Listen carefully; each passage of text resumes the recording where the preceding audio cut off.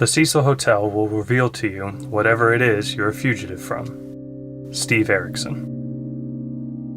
If you're anything like me, you'll find yourself falling down a rabbit hole or two late at night. For me, those rabbit holes often drift into the unsolved corners of the internet. Today we'll take a peek down one such rabbit hole. Elisa Lam. Just 21 years old, Elisa Lam was found floating inside a rooftop cistern at the long infamous Cecil Hotel.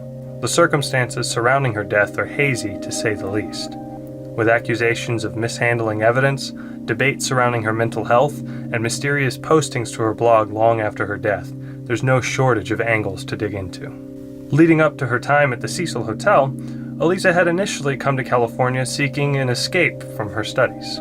Traveling by bus and train, she made her way to San Diego to visit the zoo and sightsee, eventually finding her way to Los Angeles and booking a shared room at the Cecil. Just 2 days later, she was assigned a private room as a result of certain odd behaviors, as quoted from her roommates. For those first few days, nothing seemed out of the ordinary. With the hotel being located on Skid Row, whatever odd behavior she might have had would have been largely ignored. With employees from businesses near the hotel mentioning how sweet and easygoing she was, the stage was set for her to be little more than a footnote in the hotel's guest book. A guest book loaded with tragedy from the get-go. During the 1930s, the Cecil had a string of suicides plague the hotel. With everything from poison pills to gunshot wounds, the hotel had begun to carve out its unfortunate reputation as a suicide hotspot. Here's also when we begin to see the first hint of a pattern: an unsolved death of a young woman, Grace E. Margot. She had fallen from the rooftop of the hotel and had her fall broken by telephone wires, which wrapped around her, later dying of her injuries in hospital. The police were never able to determine if she was pushed or jumped. Fast forward to the 40s and 50s, and we see some slowdown in the suicides, but even stranger circumstances surrounding the deaths. One case saw a young girl throw the child she had just birthed from the window of her room, believing the child to be stillborn. She was later found not guilty of murder by reason of insanity. The 1960s saw the largest spike in violence and solidified the hotel into the public mind with the Pigeon Lady murder. Pigeon Goldie Osgood was a retired telephone operator and was well known and loved in the area, regularly being found feeding pigeons in Pershing Square.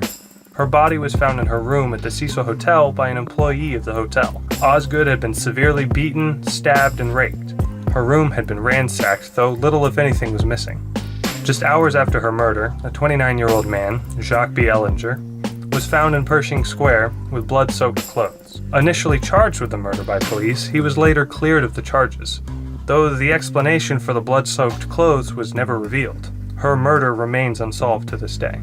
2 other apparent suicides would befall the hotel before Elisa Lam's case would confuse and shock the country. As if the litany of deaths surrounding the hotel wasn't enough, Elizabeth Short, aka the Black Dahlia, was rumored to have frequented the hotel. Serial killers Richard Ramirez and Jack Unterweger both held residences at the Cecil Hotel during their killing sprees. All this paints a bleak reputation for unstable minds to find their end at the Cecil Hotel, either at their own hands or others. Elisa Lam had maintained blogs from mid-2010 to just shortly before her passing. Most of her posts covering fashion and quotes she found uplifting, but one stands out. In January of 2012, Lam lamented that a relapse at the start of her current school term had forced her to drop several classes, titling the post after a quote from the novelist Chuck Palahniuk: "You're always haunted by the idea you're wasting your life." She went on to explain her fears about her transcript being rejected due to so many withdrawals and how it may prevent her from finishing her studies. Both of her blogs would adapt the quote as her epigraph. Fast forward a year, and we find her on the phone with her parents every day of her trip, meticulously keeping them up to date on her travels. On January 31st, 2013, the day she was supposed to check out of the Cecil, her parents never received a call. Fearing the worst, her parents called the LAPD to report her missing and booked flights to LA the same day. The day Lam was reported missing, several members of the hotel staff reported seeing her alone. The manager of a nearby bookstore, Katie Orphan, saw Lam earlier that day, saying that Lam was outgoing and very friendly while she was shopping for gifts to bring home to her parents, and that Lam was debating whether the book she wanted would be too heavy for her to keep in her bag as she traveled, casting an immediate shadow on her disappearance. A shadow that the LAPD didn't seem to agree with. The police searched her room and brought in dogs to try and find her scent in the hotel and on the rooftop. Unfortunately, no scent or trace of Elisa Lam was found. And the first of many odd happenings with the LAPD, the police didn't actually search every room or even the entire rooftop, leaving the area where she was eventually found unsearched and unsniffed. With the reputation of the hotel as a suicide destination, it's possible that the investigating officers had already assumed they were looking for a suicide, not a kidnapping or a murder victim. While just a theory, there is some evidence for this, as Sergeant Rudy Lopez later explained, that since they didn't believe there was a crime committed, they didn't have the probable cause needed to conduct a full search of the hotel. A full week later, on February 6th, the police asked for the public's help, posting flyers around the neighborhood and online, ultimately bringing the case to the media's attention. Another full week with no leads and no change in approach, the LAPD released the now infamous elevator video, showing the last time anyone saw Elisa Lam before her demise. But in many ways, the video begged more questions than it answered, with the timestamp carefully cropped out of frame and Lam's mouth blurred several times. The elevator seems to malfunction as she repeatedly presses buttons and waits for the doors to close. But with each failure to close, she begins to panic more, rocking herself and covering her ears and growing increasingly erratic in her actions. Finally, the door closes. The video quickly went viral, gathering 3 million views and 40,000 comments in just 10 days on the Chinese site Youku. Sadly, this would be the last we saw of Elisa Lam before her body was finally found floating inside of 1,000 gallons of drinking water. Ultimately, guest complaints about strange odors and tastes to the showers and tap water led the investigators to open the tanks. The tank she was found in contained clothes similar to the ones that she wore in the elevator video, along with several of her personal effects, all floating with her. Notably, her cell phone was not with her and has never been found. Bizarrely, even with hundreds of hotel guests and patrons of the coffee shop having bathed and drank in the contaminated water, the hotel initially took little to no action, only hiring a water treatment specialist after the LAPD required them to do so. The hotel also declined many reporters' calls and inquiries regarding how they would handle the situation, instead leaving the details up to Terrence Powell, who was the director handling Los Angeles Health Department's response, with Powell ordering a resanitization of the coffee shop and requiring the building plumbing system to be disinfected by the hired specialist. At this stage, Sergeant Lopez calls her death suspicious, and the LAPD treats the rooftop as a crime scene, finally suspecting foul play. The initial coroner's report listed accidental drowning as the cause of death, listing her bipolar disorder as a significant factor in her death, and therein lies the first of many significant points of doubt towards her case. In the following weeks, much debate was held over her mental state leading up to her death, and during this time, her blog had continued posting, leading people to wonder if the body was in fact Elisa Lam, or if somebody had stolen her phone and was posting as a sick joke. Tumblr had the ability to queue future posts, so it's also possible that these were simply what Lam had planned on sharing with the world, again casting doubt on her suicide. 4 months later, June 24th, the LAPD finally released the full autopsy report, bizarrely with several key areas of evidence excluded, namely the rape kit and fingernail kit. The report never showing the results of those kits and never addressing whether the kits had even been tested, both of which would have shown definitive proof of assault or foul play. The odd details of the report continued with the fact that when she was found, she was covered in a sand-like particulate, with a small amount of alcohol found in her system, along with trace amounts of ibuprofen and Sinutab, and trace amounts of her prescriptions, Wellbutrin, Lamictal, Seroquel, and Effexor. No illicit drugs were found in her system. The toxicology results casting even more questions onto her odd behavior in the elevator. The report went on to say that she had injuries consistent with both decomposition and rape, but as they had never tested or reported the results of the rape kit, we're left looking at another apparent assumption from the LAPD that this was a suicide, an assumption that would seem to contradict Sergeant Lopez's assertion that foul play may have been involved.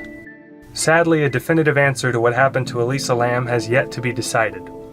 We know where she ended up, but not how or when she got there, or even whether or not she was placed there or suffered a breakdown leading to her untimely death. The questions surrounding her case seem to only grow as time goes on. Where was the ladder? The cisterns don't have a permanently attached ladder. meaning one would need to be brought from elsewhere in the hotel, making her entry to the cistern a much more deliberate act than a simple drug stupor-induced accident would suggest. Additionally, the ladder she would have had to have used to climb inside the cistern was not found near the cistern, meaning either it had been removed by an employee or possibly the murderer after she was placed/entered the cistern. A detail that would have been answered had the LAPD searched the entire rooftop the day that she was reported missing. Why was there no full search? Why did the LAPD seem convinced that there was no foul play involved from the get-go? Their fear of entering every room is forgivable in case she turned out to have not been the victim of foul play, but the decision to not search the entire roof, where no one's privacy concerns had to be considered, is one that simply can't be overlooked, especially as they had police dogs with them that were sniffing her out. Any trace of her on the ladder or the area surrounding the cisterns the day after her disappearance would have likely still held her scent. If Elisa Lam was suicidal due to her bipolar diagnosis, why was there no blog post, letter, voicemail, or email left behind? For a woman who had a pattern of sharing her disappointments and depressed moods in the past, why had she left nothing behind? Never once mentioning anything out of the ordinary to her parents, or saying any kind of final goodbye. Why didn't the LAPD obtain a warrant to search the entire hotel after the initial 48 hours had passed? In most cases, missing persons aren't even investigated until after this period. So why had they been so quick to investigate her disappearance, only to then drag their feet for the next 2 weeks? Why were the rape and fingernail kits either never tested or the results never published? Especially after the sergeant in charge of the case asserted that foul play may have been involved. Testing those kits would have definitively shown that the police were correct to assume suicide, quieting any further question or blame directed at the apparent mishandling of the first few days of the case. Why did the hotel attempt to discredit the public about the limited access to the rooftop, saying that all the doors leading to the roof are alarmed and require a key, only to then be proven wrong by a video showing how the building's fire escapes grant you access with no alarm being sounded and no key required? How would the relatively small-built woman have moved the heavy concrete lid off the water cistern while outside of it, only to then place it back on completely while floating in the water inside of it? Many theories attempt to answer these and many more questions brought up by the odd happenings of this case. Here are some of the most interesting or believable theories from the internet sleuths and concerned public alike. Theory 1. The murder of Elisa Lam and the LAPD cover-up. This one is pretty straightforward. Many people believe that given all the odd mishandlings of evidence and the tampering with the video footage collected, that the LAPD had something to hide. This theory suggests that during the initial search, Elisa Lam was being held in one of the unsearched rooms. In the days following, the theory states she was raped and drowned by her captor, who then kept her body in a sandbag or tub filled with sand or kitty litter to absorb the smell and fluids, while the captor waited for the police to be gone long enough for them to then hide the body in the cistern. If Lam was in fact alive during the initial search, then the LAPD's apparent assumption of no foul play and subsequent mishandling of the search would make them liable for her death, leading them to alter the video to hide the date that it was recorded. The blurring of her mouth and missing minute of footage was to hide the identity of the person who found her as she tried to escape her captor before they killed her. The theory goes on to suggest that the LAPD paid off the person cut from the elevator video in their effort to shift blame away from the department. Some extreme versions of this theory suggest the police moved her body from one of the unsearched rooms into the cistern to further confuse any future accusations, as there are no video cameras on the rooftop, a detail that the LAPD knew as a result of their first search.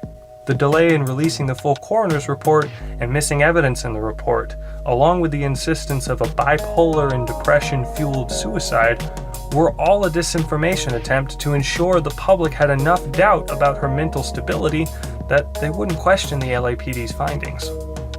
Theory 2. Tuberculosis outbreak and dry drowning. The next theory is a little larger in its scale and much more disturbing. On February 21st, 2013, several news outlets broke a story involving one Lam Elisa. However, this was not a young Chinese-Canadian woman, but instead a test kit being deployed for an outbreak of tuberculosis in LA's Skid Row. Not only is TB the most contagious disease on the planet, it can also present as acute pneumonia with respiratory failure. Pneumonia so bad that you drown inside of your own body. This outbreak was the largest that California had seen in 80 years and caused so much concern that the CDC investigated and assisted in handling it. Coincidentally, Elisa Lam's body was found in a water tower, having drowned. This theory argues 2 points. One, that Elisa Lam was a false flag of sorts, and 2, that her body was moved to the water tower to cover up the outbreak. It suggests that the LAPD came across a murder victim with a convenient name, digitally covering up the search terms associated with the outbreak. Elisa Lam or Lam Elisa, Los Angeles, Skid Row, drowning, bad water, water contamination, bad water smell, water testing, Skid Row testing, and searching Skid Row are just a few of the search terms that conveniently now showed her case as opposed to the previously reported outbreak. The theory goes on to suggest that the officials within the LAPD who were working with the CDC and local health departments to manage the outbreak altered her crime scene and location to obscure those search results and minimize public panic over the outbreak, handling the actual murderer out of the public eye and ensuring that the autopsy backed up their claim of a bizarre water cistern suicide, explaining the edited elevator video as removing the actual killer from the footage, and leaving out the fingernail and rape kit as evidence to allow them to say that it was suicide. The LAPD moving the body and altering evidence would also explain the missing ladder and moving the heavy concrete lid on the cistern. But most interestingly, it would also explain the missing phone, as if she had in fact been murdered elsewhere, the GPS on her phone would have reflected this. And as she was a Canadian tourist just visiting, she likely would have been either using a prepaid phone or a SIM card, both of which have a certain level of anonymity as they can be purchased with cash and have no name attached, meaning the only concrete proof that her phone number was actually hers would be the phone itself and the tracking data contained within said phone, meaning they would have had to have hidden it in evidence or simply disposed of it to cover up the moving of her body to the Cecil. This would also explain the hotel's response to the health concerns regarding tainted water, as they were already aware that the water in Skid Row was tainted with TB from the outbreak. Requiring the hotel to clean their plumbing system would have been required anyways as a result of the outbreak, and gave them yet another false flag to obscure search results related to handling the effects of the outbreak. Theory 3, the Exorcist theory. This one is for anyone who believes in the supernatural just as firmly as the natural. The Cecil Hotel is noted as one of the most haunted or possessed hotels in all of California, with ghost hunters and hotel guests alike having reported bizarre happenings within the hotel. What if the suicides and murders that have plagued this hotel are the result of some unseen specter, a ghost who never really left, or one that was never welcome in the first place? The theory suggests that all of the murders and suicides are the handiwork of a ghost or demon possessing guests of the hotel, driving them to kill either themselves or others. A young woman throwing her child out of a window after giving birth to it, a vicious rape and murder of an elderly woman, 2 serial killer residents, vulnerable men and women being taken advantage of by a spirit of murder, waiting for the right mix of superstitious and vulnerable people to use. With nearly 80 years of deaths associated with the Hotel Cecil, is it any wonder that someone or something might have unfinished business there? Outlandish? Absolutely. Impossible? That's for you to decide. Theory 4. Case closed. Lastly, what if the police got it right? What if Elisa Lam was a functional bipolar depressive who was looking to escape the stress of her studies? She regularly posted about feeling like a failure and worrying about not being allowed to finish her education. What if on the day of her disappearance, Elisa Lam finally found out that she would not in fact be allowed to continue her schooling? Her rest and retreat shattered as the news sinks in. She feels the weight of all her little failures settle on her, and she begins to drink. The various prescriptions she had to balance her moods, all explicitly labeled to avoid taking with alcohol. But not knowing the bad news to come, she had taken them as usual earlier that day, forgetting all about the warnings in her anguish. Wellbutrin in particular, when mixed with alcohol, can cause you to become increasingly paranoid and act erratically and move in jarring or nonsensical patterns, much like what she had done in the elevator video. With the possibility that the LAPD removed the section of footage to protect someone's privacy at their request, or as part of another case. In her unstable state, it would have been easy to stumble about in a daze until finding herself first on a fire escape and later on the roof. In such a state, pain from overexerting yourself goes away, allowing you to move objects much heavier than you'd be able to when sober, similar to a mother moving a car off her child in panic. As she closed the top of the cistern, she would have had no idea where she was or why she was there, passing in relative peace as she passed out and never woke. The latter either being blown over and picked up by an employee or removed by a hotel employee the following day, unaware of why it had been there at all. Her phone dropped along the way to the rooftop or sucked down the drain of the cistern, we may never know. With the LAPD leaving out evidence from the report simply to avoid any unnecessary information, as the tests easily could have come back negative. The long wait before its release, just thorough examination of the evidence. Careful double checking and testing, as the water would have washed away and diluted a considerable amount of whatever was in or on her body, and the sand-like particles, a simple body scrub or actual sand from the day before. Elisa Lam was a 21-year-old girl loved by her family and seemingly enjoyed by everyone she met. Haunted by her struggle to handle life's hurdles and her pursuit of her own self, she deserved more than she received in passing, and I personally like to think that she died as she lived, a little bit broken but happy. We all die. The goal isn't to live forever. The goal is to create something that will. Chuck Palahniuk.